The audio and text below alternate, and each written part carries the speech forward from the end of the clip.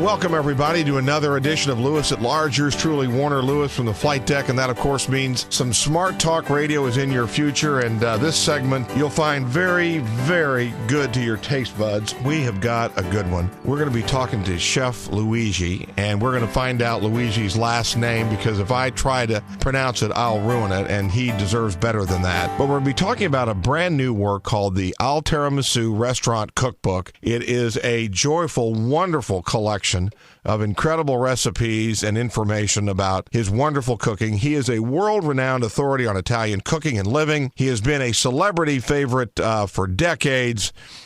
He has been all around the world cooking at resorts, opened Tiramisu in Washington, D.C. in 1996. He has cooked for all kinds of royalty, both foreign and domestic. Chef Luigi, how are you, my friend? Buongiorno, how are you? I'm good. Thank you for actually inviting me in your show, Louis. Well, we're very, very happy to have you. Let's do this. Let's give our Lewis at Large listeners, tell us a little bit more about your background and tell us about your travels to the United States. Well, can I have a couple days to talk about it, or you want me to make it shrink? It's all yours. Okay. Well, I'll make it briefly for your listener. Of course, I grew up in a small town in Basilicata. The town is called Lago Negro. We grew up in a farm, and of course, we had a lot of goat, a lot of cow, all kinds of things. Probably until I was 15 years old, in my family, we used to buy only sugar, coffee, and salt. The rest, we will make everything. So it was just a way of living. We make cheese, mozzarella, ricotta, all kinds of things. Beans, one of my favorite. And then, of course, later on, when I decided what to do eventually with my life, or when I would grow out, which I don't want to grow out yet, so I signed up in the culinary school, which I attended in 3 years at Maratea. Beautiful town, by the way, sea town, and next to the Mediterranean.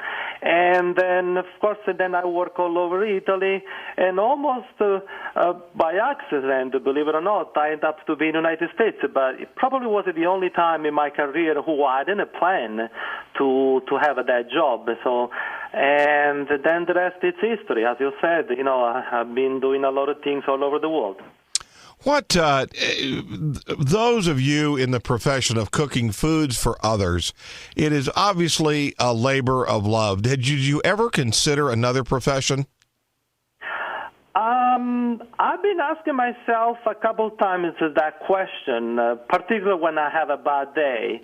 But you know what? I find myself lucky because I will not see doing anything else than cooking or teaching or tell people how important it is the way we eating, the discipline of eating, the respect for food. No, I don't think so. I think if I were going back, I would do the same thing. What about you have traveled around the world, you've cooked for royalty, you've cooked for the average person. Do you have a particular, I know you enjoy the limelight, but I also know you just like cooking for anybody, don't you? Absolutely. What about, again, I know your family had a tremendous influence on you as a young man and on your recipes. Bringing that forward to your work in the United States must have been really fun for you. It actually has been. One of the beautiful things to me that, anytime I had to make an important decision of what to do or, in particular situation, and I always go back to my roots, like who really I am, where I'm from. And yes, the fact that in my family we were all cooking every day, so he has been a huge but strong and solid influence for my career. For example, last year, I cooked at the James Beard Foundation in New York, and while I was debating what kind of menu I should introduce, it basically went down to, the Bureau Basilicata, my own route, my own region, my own town. What, again, the idea of having a restaurant cookbook is not terribly new, but I know you were very excited to put this cookbook together, were you not? Absolutely. Well, that one, it just came a little by little together during the years, like, of course, it's a journey, it's like your career, but also customers were asking for it. The people who knew me for a long time were curious, like, how everything began, like, they wanted to know more, not just like as a chef or as in a restaurant out Tiramisu, but also like my culinary journey, my training, and my background. So that's all inside the Tiramisu cookbook, by the way. What is it? There are certain foods that are universally loved, and Italian undoubtedly would fall into that category. What is it, do you think, about Italian food that is so popular? Well, again, this is another tricky question who will take a long time to explain, but I'll make it very quick. I will make it very quick. It is probably simple, genuine, healthy, and homey heart food for everybody. One of the reasons why I believe among so many that the Italian food is very popular is actually one of the most used cuisine around the world. Unfortunately, it's also one of the most, let's say, abused because some people think that it's easy, but it's not. Again, it's important because the whole family can eat at a restaurant. They can eat at the Italian restaurant. A baby of 1 year old can eat pasta, can eat a simple Italian food. A person of 100 years old can also eat Italian food, and everything is okay. That's important because, again, it's a healthy, family, warm food who embrace you when it's done well. It's just like a hug you. Well, if you've just joined us, you're missing something here. We got a good one going here in many respects. His name is Chef Luigi. He is award-winning, world-renowned, has a wonderful restaurant in Washington, D.C., the Tiramisu, and there is now available for you the Tiramisu Restaurant Cookbook. Luigi, pronounce your last name slowly for us. Sure. It's Dio t'aiuti, which means God help you, and I hope God help everybody. What about, again, we're talking Italian food, we're talking recipes that have been developed by you, but also some that you brought here from the homeland and of your family, but what's your general sort of philosophy about approaching food and cooking overall? Well, of course, what is in season, what is fresh, what is local, with a touch of tradition, however. Of course, my philosophy in terms of that, it's like mostly what I do at Tiramisu, it's like take the traditional recipe where there is a story, where there is a soul behind, and elevate like more at today's palate. In other words, make a little bit of a better presentation. For example, there are certain recipes such as panzerotti or pasta fagioli con I pistiti that if my sister Maria or Giuseppina prepare, oh my God, you go banana. But I will never cook like they do, but I'm getting close, And what I do is different from them. I do exactly the same, and I try to present a little bit more like of today's palate, a little bit better presentation. Is that something you want to do, or your customers, do you think, demanding it of you? Well, I think I want to do because, Louis, as you probably know, we don't eat exactly like we eat 100 years ago. We don't dress like we dressed 100 years ago. We probably don't even walk like we used to walk 100 years ago. Therefore, even the way of living or the way of eating, it's changed a little bit. So I'm making a gradually and slowly adjustment for that situation without killing or without, with the respect of the tradition of the recipe, of course.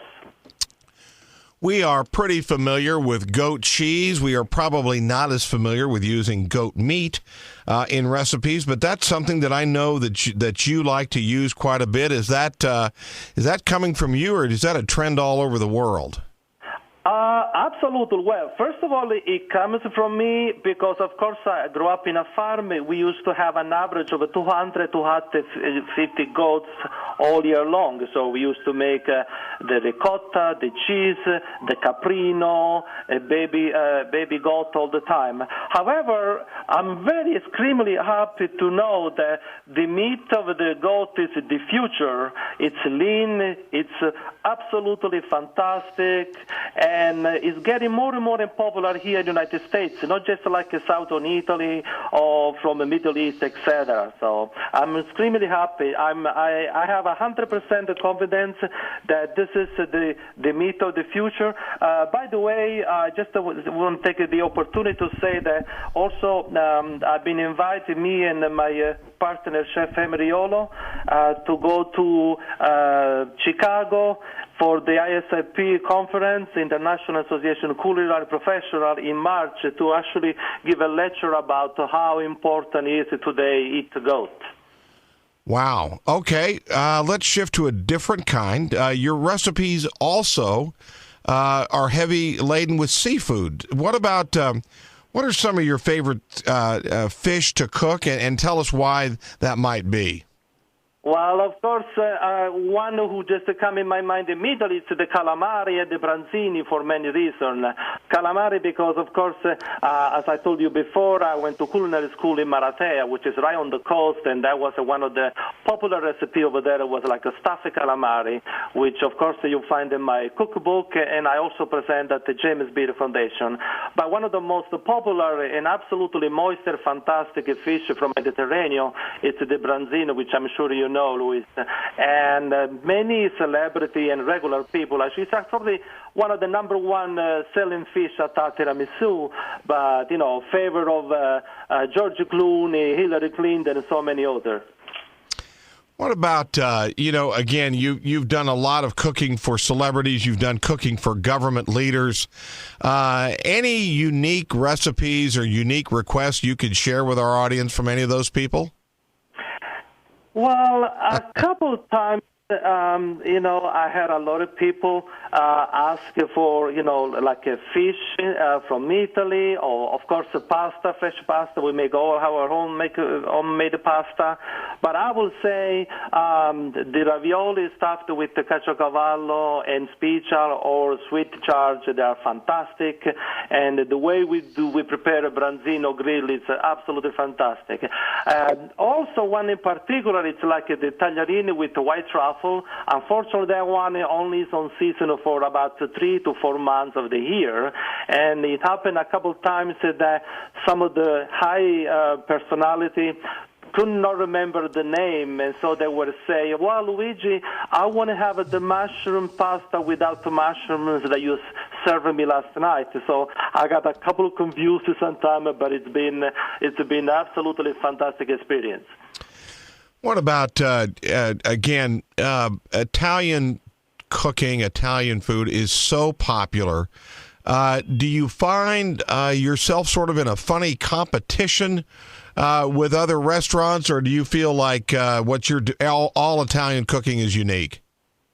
Louis, I believe that once you have the originality, that you have a strong fundamental, and you do the right things, there will be never competition for in any field or in any restaurant or in any kind of business you do. I strongly believe that what I carry on is something unique. Like I said, I integrated my concept in the area that I am here in the Washington, D.C. on DuPont Circle. I offer what the people are looking for with a touch of a personal experience, and also like, as I said, the traditional. Again, I suggest to everybody that once you do something and you believe it and you know that it's the right thing to do because you know exactly very well inside out, I don't think there is anything to compete or to be afraid of. Well, again, if you just joined us, you're missing a very tasty one here. We're talking to Chef Luigi. I hope I get this right, Chef Luigi-The. And yes, am I close? Yes, absolutely. Well, he has a wonderful restaurant in the Washington, D.C. area, and he's sharing many of those recipes with you in the brand new Tiramisu restaurant cookbook. Chef Luigi, there is this sort of new age of cooking that is upon us, lots of new recipes, new takes on old favorites. Are you finding that, do you enjoy expanding into the new, or do you like the more traditional things from which you came? I said before, I always do things with the respect of the ingredient, with the respect of the recipe and the tradition. So that's what I like to do. Sometimes, for example, being American, and like if I want to do a dish from Italy, which is a very popular, like a long time tradition, it doesn't matter. I use the local products around here, the farmers around here. But again, I always, when I offer dishes, when I do something, I always try to tell a story. There is always a meaning behind. So that's where my philosophy is. All right. Tell me about family members that have come from overseas to eat at your restaurant. Has that happened, and what was their reaction? Well, one of the greats of this fashion was my nephew Giovanni, who is 27 years old right now. And believe me, my sister, as I told you before, I learned a lot from them. Great cook at home. And every time I go back to visit them, which I do 3 to 4 times a year, he always insists that I have to make his favorite risotto, or, those things, because the way I make it, nobody else makes. So that's tell you, what the relationship that I have in terms of food with my family. Let me ask you something. For the average person at home and our listeners, do we think about Italian food the right way, or should we look at it a different way from a different angle? What do you think?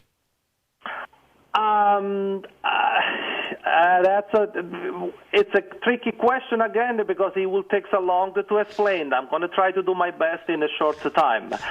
Again, the Italian cuisine, it's perfect and wonderful when it's done well, with the respect of the recipe, with the respect of the ingredient. Unfortunately, it is the most used, the most abused, for the simple question that people think that, it's easy to cook a pasta. No, it's not. And just to put on the side a little bit like the dry pasta, when you make your own pasta, that's what it comes up. By the way, Italian food, it's not just a pasta. It is everything, because let's not forget that Italy is a peninsula, so we have so many dishes and traditional dishes.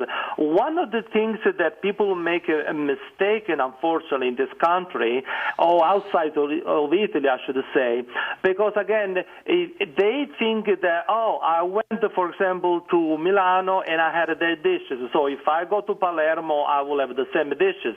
We probably don't have an Italian cuisine. We have one of the most, according to me, one of the most, probably one of the best in the world in terms of local, cuisine in each small town, because we had in the Mediterranean, in Italy, every civilization has been there. So the Phoenician, the Arab, the Greek, the Ottoman, the Byzantine, all that have been there.